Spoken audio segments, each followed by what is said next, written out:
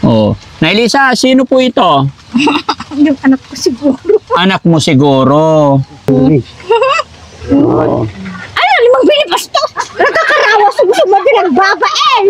Ala! Asawa mo yan, hindi ba? Asawa yan.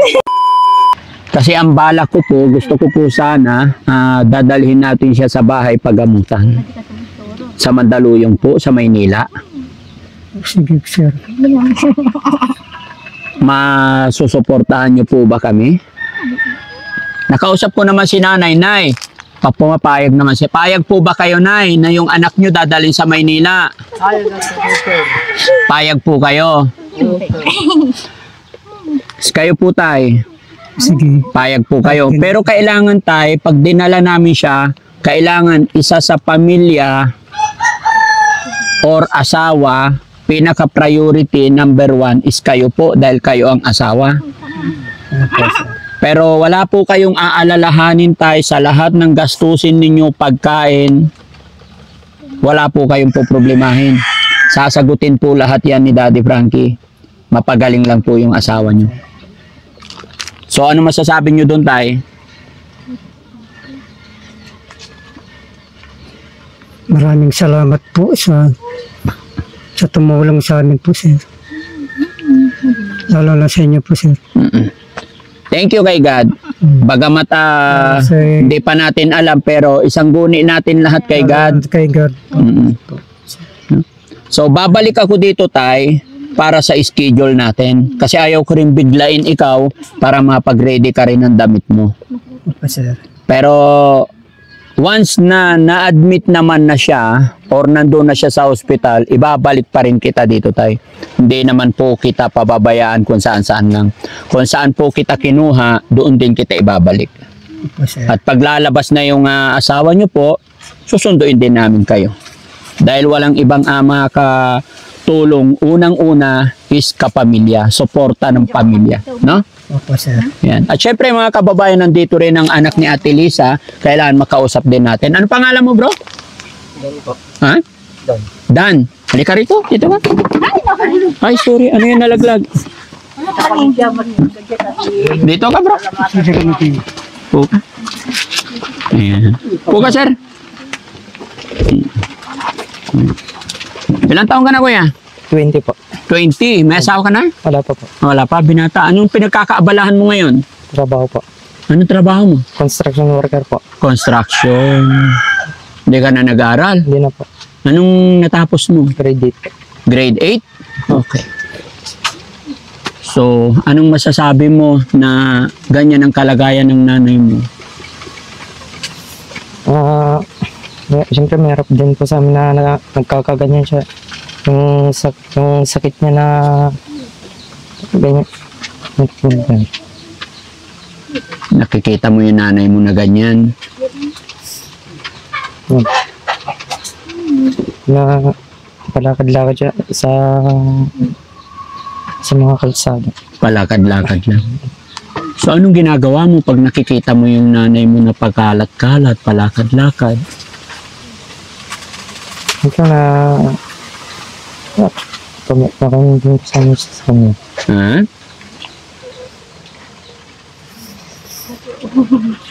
Nahihirapan ka rin bang nakikita ganyan sitwasyon ng mama mo? Mahirap din po para sa amin na nagkakaganyan siya. Yung sakit niya po na ganyan. Alam mo kapatid, nararamdaman ko yung nararamdaman mo. Siyempre, may magulang din ako. May anak din ako. Kaya alam ko yung nararamdaman ninyo. At naiintindihan ko rin na sa hirap ng buhay, kaya may mga time or most of the time talaga na wala tayong magagawa. No? Opo. Pero may papayo ko lang sa'yo, wag ka lang mawalan ng pag-asa. Dahil ikaw, isa ka sa mga dahilan para mas lumakas ang loob ng nanay mo at ng tatay mo. Dahil bata ka pa. Ang gawin mo, magsikap ka para masuportahan mo rin kahit papaano yung pangailangan ng nanay mo, mga kapatid mo. No? Opo. Alam kong nasa hustong gulang ka na. At alam kong mahirap sa anak na makita na nagkakaganyan ng ating mga magulang. maging ako man, pagka nakikita kong nahihirapan yung aking nanay at tatay, masakit para sa akin, kaya gumagawa ako ng paraan para mapagaan ang problema nila, no? Opo. So, pumapayag ka rin ba na dadalhin ni Daddy Frankie yung nanay mo sa Maynila para mapagamot? Pag po kami basta magpagaling lang po siya. Si Daddy Frankie, hindi po ako ang doktor. Kumbaga, tutulungan ko lang kayo sa mga financial doon sa pagamutan. Pero, doktor pa rin ang nakakaalam yan at ang unang-una, si God, no? Dito ka. Kaya, ipag-pray mo lang, no? Dito ka muna. Yes po. So, ano pangalan mo ulit? Dan po. Sir Dan. Opo. Sundan mo tayo, dalhin mo rito. Sir Dan, yung video namin, i-upload namin to. So, lagi ka lang magpipray na sana pag dinala namin sa doktor ang nanay mo is malagpasan niya at gagaling siya, ano? At may video kami i-upload namin to pagdating ng panahon. Mapapanood ng nanay mo to pag magaling na siya. Bilang suporta ng anak, ano ang mensahe mo para sa iyong nanay? Minsan sana gusto ko lang naman po na gumaling siya, bumalik pa po siya sa dati niyang sa dati niyang katawan. Yung hindi po yung panahong magaling pa siya. Gusto mo bumalik yung dati? Yung dati po siya yung wala po siyang Nung hindi ba siya nagkakasakit, inaalagaan ba niya kayo? nalagan niya po kami. Gaano mo kamahal si nanay? Mga malugot po siya. Mahal na mahal. Basta mag-pray lang tayo, ha? Sama-sama kayo ng mga kapatid mo. Ikaw ang malaki na at may isip na, tutulungan mo yung mga kapatid mo, ha? Okay? Sige, so babalik ako dito, hindi ko lang masabi kung kailan. Sige, dito pa upo. Nailisa, sino po ito? Yung anak ko siguro. Anak mo siguro. Hindi siguro anak mo to. Ay, siguro. Oo. Ano pangalan niya? Lawrence Noriel siguro. Hindi. Anya inaga na anak mo? Ha? Ay, ampay mo, di ka pumampansin. Oh, pansinin mo daw, yakapin mo nanay mo. Akbayan mo ngayon nanay mo, lablab mo nga, yakap. Oh, tignan mo, yayakapin ka. Sige, kiss mo si nanay. Ha? Oh, tignan mo, namimiss ka niya. Diba? Namimiss mo yung anak mo? Siguro. Siguro. Love na love ka ng anak mo. Harap nga to. Ha? Sige. Oh, sana gagaling ka na, ha, para maalagaan mo yung mga anak mo. Sige. Oh, pray lang tayo, ha? Sige. Ha? Tingnan mo yung anak mo, oh, umiiyak. Ang kaya, ano? Hindi na pa ma-estimar sarili na. Ha? Di umiiyak kasi gusto ka niya mayakap. Sige. Ha? Sige. O, yakapin mo yung anak mo. Ha?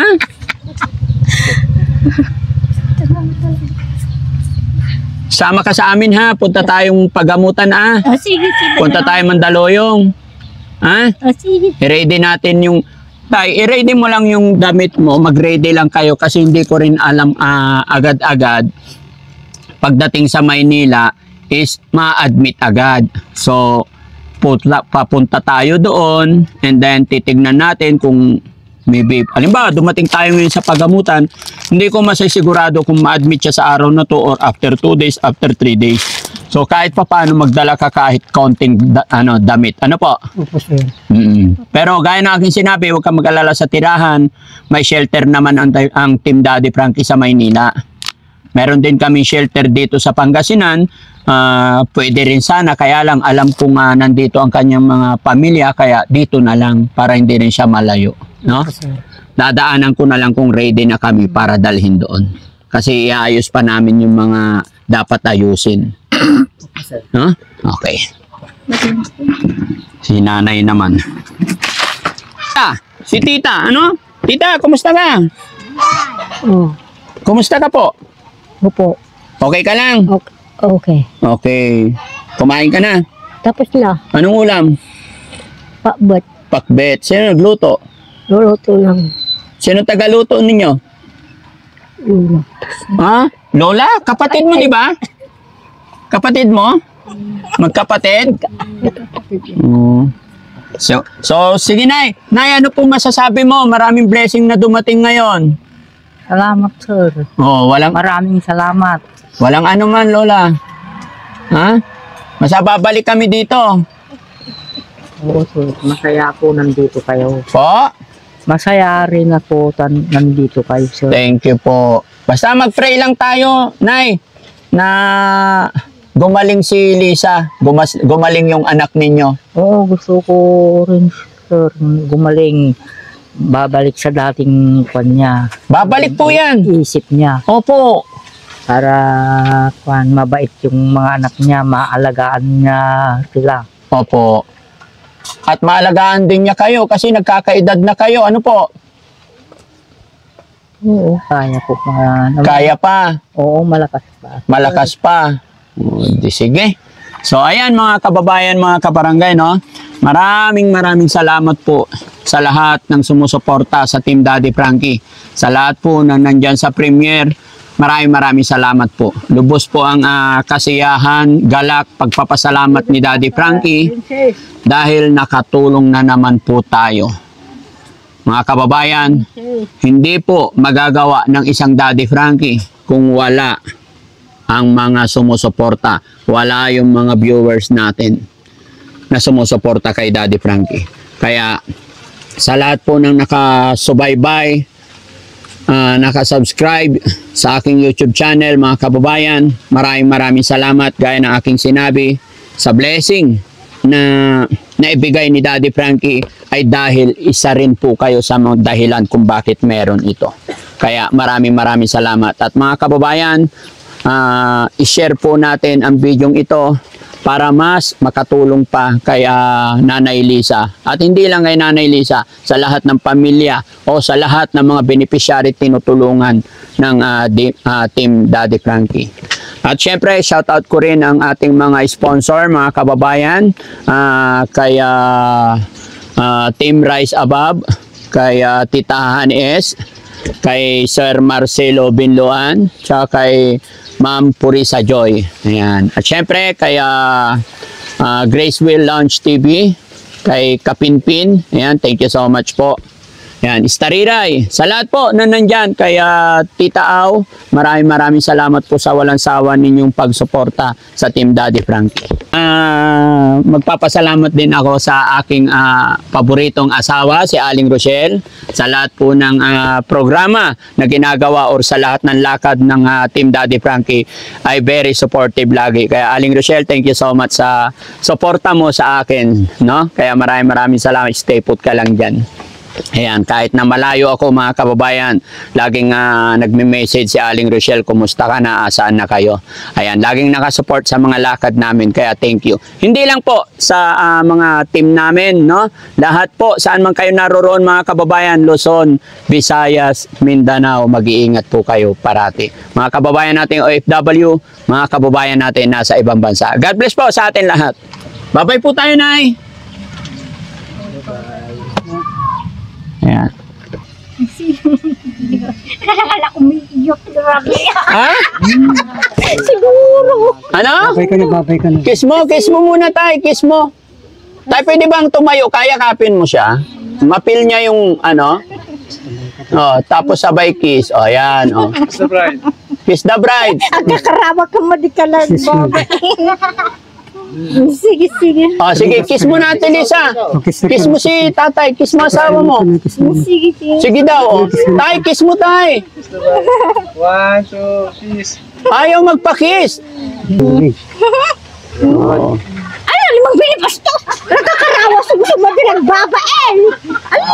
Asawa mo yan, hindi ba? Asawa yan. Oh. Sige lang, tay. Tay, sige lang, lambingin mo lang. Tumatawa yung anak mo, oh. Oh. Kiss na. Sarap naman. Di ba? Very neat na siya ngayon. Oh. Sunod na paayos natin pagkatapos sa paggamutan yung ngipin naman. No?